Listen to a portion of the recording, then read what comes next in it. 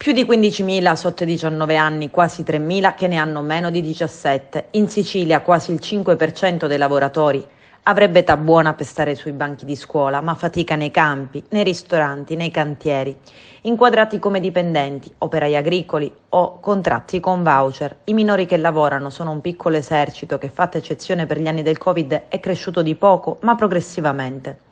Formalmente sono per lo più braccianti, statisticamente più maschi che femmine, ma nella realtà concreta sono probabilmente molti di più.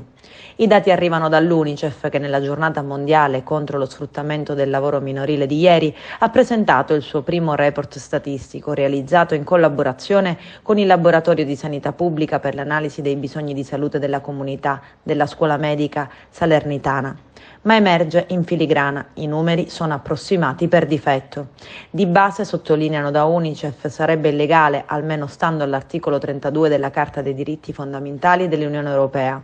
Per legge l'ammissione al lavoro non può essere inferiore all'età in cui termina la scuola dell'obbligo, che in Italia corrisponde a 16 anni, 15 nei casi di alternanza scuola-lavoro.